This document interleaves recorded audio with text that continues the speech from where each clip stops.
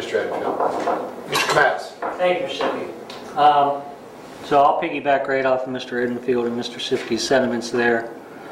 I walked by a teacher's classroom the other day and she's sitting at her desk, their computer in front of her, and each of the kids are sitting and they have their Chromebooks open. We have a Chromebook cart, 25 Chromebooks on it, and the 3rd and the 4th and the 5th grade move it around to each other. And the teacher that's sitting at her desk, she calls me over to look at her screen, and on her screen are individual screens. And she can see what all those kids are doing.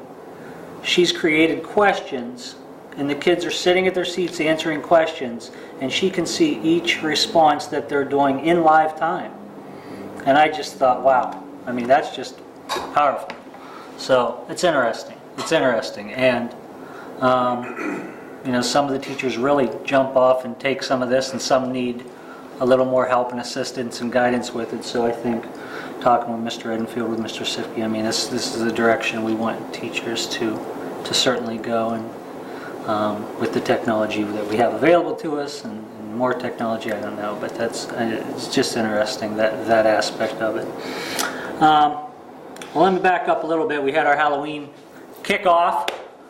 Yeah, I did make the paper in a sumo costume, and I normally parade around the block with the kids. I didn't do that this year, thinking I could stay away from the newspapers in my sumo outfit, but that didn't happen. So at any rate, it was a nice party. Those parties are thrown by PTO. Everything's provided by PTO. And if you think about it this way, we've got 27 classrooms in the building. Each classroom's got about 3 or 4 parents in it. So that's just a time where we've got a lot of parents in the building coming in to see the school, the classrooms the kids are doing, and interact and work with the kids. So those are always nice events. We did that the Friday before Halloween, and that ended up our October. And then what we've been preparing for since the beginning of the school year with our 5th grade has been the Veterans Day program, which will take place tomorrow morning. 5th grade Veterans Day program has been the breakfast that we hold has been a big deal for a number of years at McKinley, and it continues to be so. If you jump down to the gym right now, or the cafeteria rather, it's just decked out with student artwork lining the walls. We have placemats and table settings set up. We have things hanging from the ceiling. The stage is set up. We're just waiting and ready for the Veterans Day breakfast tomorrow. And you talked to the food service people here earlier. They do a great job in helping us to put that on as well. So we will have probably, and this isn't all veterans, but we'll feed about 150 people tomorrow morning in that cafeteria. So it's a nice event. And after we feed the veterans, there is a program that the 5th grade will put on for them, patriotic themed.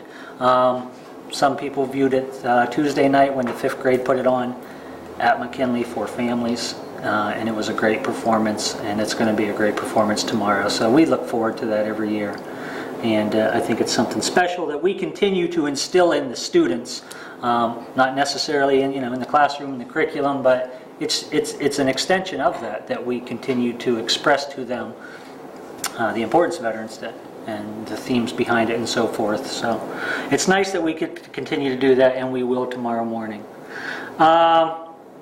I also wanted to mention something that happened last week, which was a recognition of something that happened over the summer.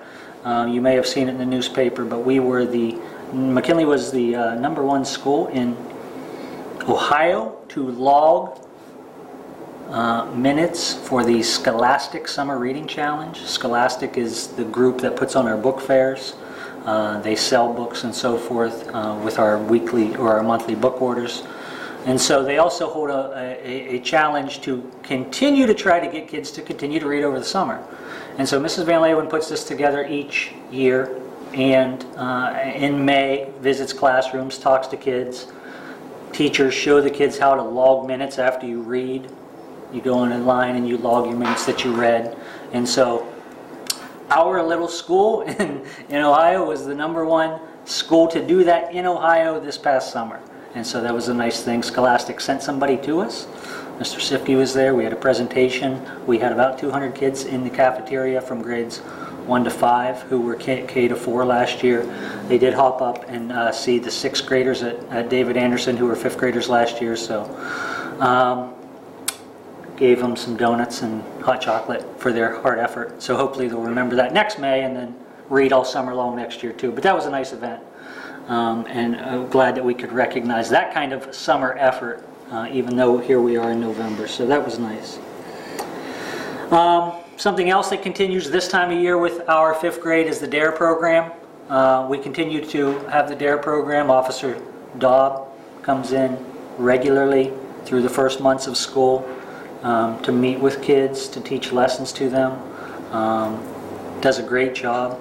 And as a culminating activity, they take a small field trip and then they have kind of a DARE graduation.